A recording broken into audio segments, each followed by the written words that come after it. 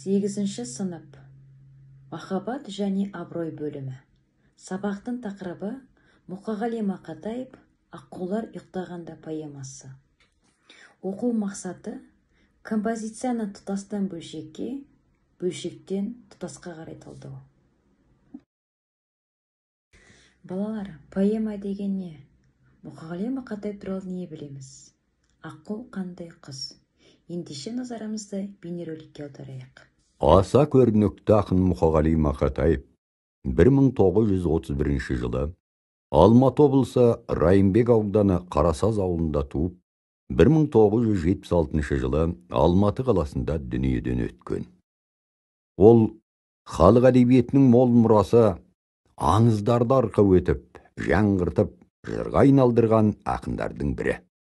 Мұқағали 1973 жылы жазған «Аққулар ұйықтағанда» поэмасына халықтың ұғымындағы қастерлі, киелі болып саналатын аққу құс туралы аңызды негіз етіп алған.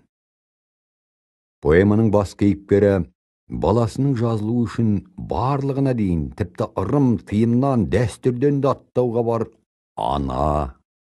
Ақын кейіпкерін үлкен таңдаудың алдына әкеліп тірейді. Ақыры хал үстінде жатқан баланы аққумен аластасаң, жазылып кетеді деген тәуіптің сөзін үміт еткен бейшара ана аққуға оқ атады. Қиянат жасау арқылы жақсылыққа қол жеткізуге болмайды деген өмір заңы поэманың шешіміне айналған. Ақын бүкіл бір ұлт қастер тұтқан наным сенімдер арқылы табиғатты аялау, жан жануарларға қамқорлық жасау идеясын тағылым етеді. Композициялық жағынан поэма 3 тарауға бөлінген. Оқиға 3-ші жақтан баяндалады.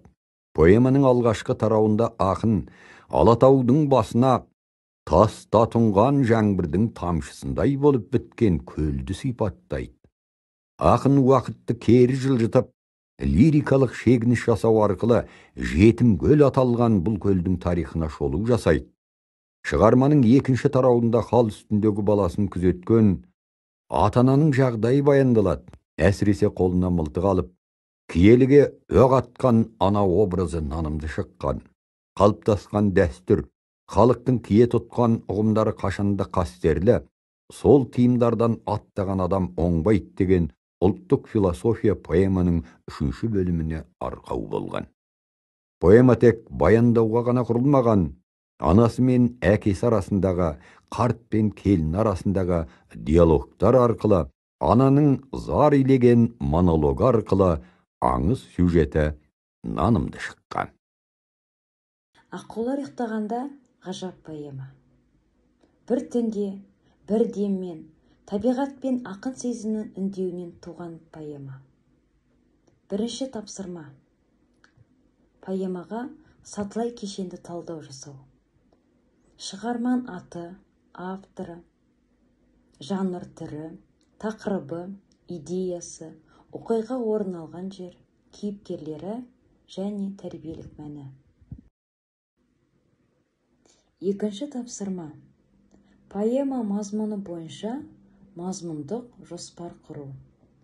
Сіздерге тапсырма оңай болсын деп тақырыптарды жазып қойдым.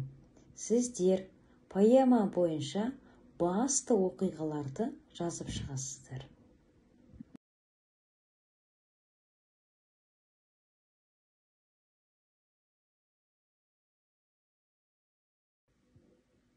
Бүгінгі сабаққа кері байланыс. Аяқталмаған сөйлем әдісі. Мен бүгін білдім. Маған қызықты болды. Маған қиын болды. Мен келесі тапсырмаларды орындадым. Мен не екенін түсіндім. Мен енді жасай аламын.